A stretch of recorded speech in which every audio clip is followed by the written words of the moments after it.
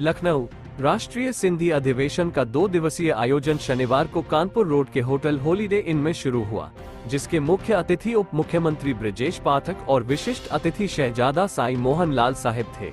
अधिवेशन में 17 राज्य और 75 जिलों के साथ ही साउथ अफ्रीका, दुबई और सिंगापुर से सिंधी समाज के प्रतिनिधि उपस्थित थे। जैसे हमारे साथियों ने बताया कि शुरुआत संतों के समागम से है।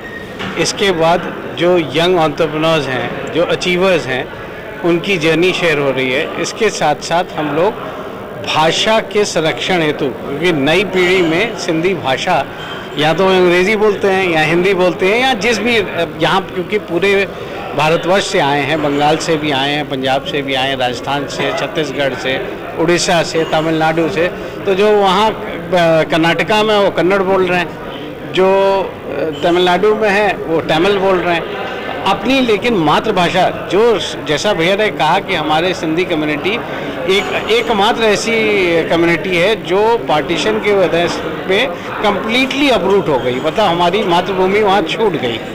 चाहे बंगाल हो, चाहे पंजाब हो, चाहे मराठा हो, चाहे द्राविड हो, सबको या तो आधा मिला या वो अपने स्थान पे रहे। एक अकेली सिंधी समुदाय ऐसा है जो कम्प्लीटली अपरूट हो गया। अपरूट होने के बावजूद, बिखरने के बावजूद, जहाँ गया वो पानी की तरह उस सोसाइटी में मिक्स हो गया। इस मिक्स होने में, अपरूट होने में एक चीज़ डिस्कनेक्ट हो गई, वो है ओरिजिनल अपनी संस्कृति, अपनी भाषा और अपनी जो खान पान या लोक संगीत या अन्य और चीज़ें हैं जिससे कि किसी भी भाषा या किसी भी समुदाय की पहचान होती है।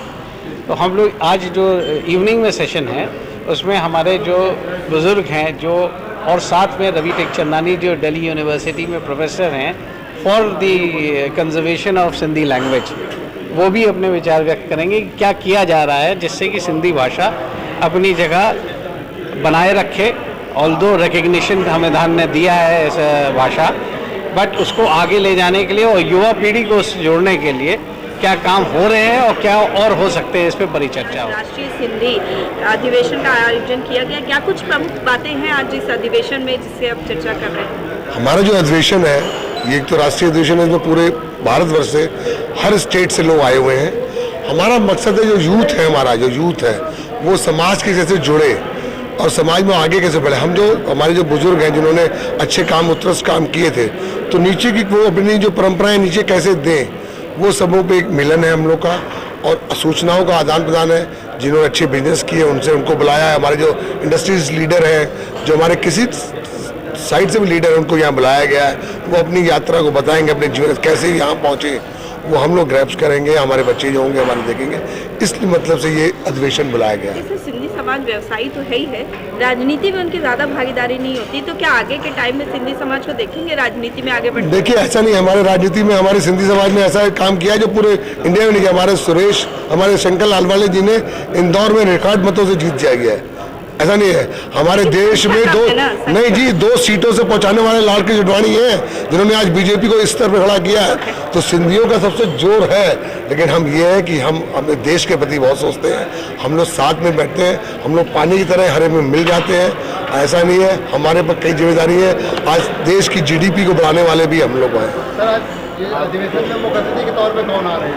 जी, मुख्य अतिथि आज के दिन तो माननीय उप मुख्यमंत्री ब्रजेश पाठक जी हैं, लेकिन हम लोगों ने अपने कार्यक्रम की शुरुआत अपने संतों के समागम से की है।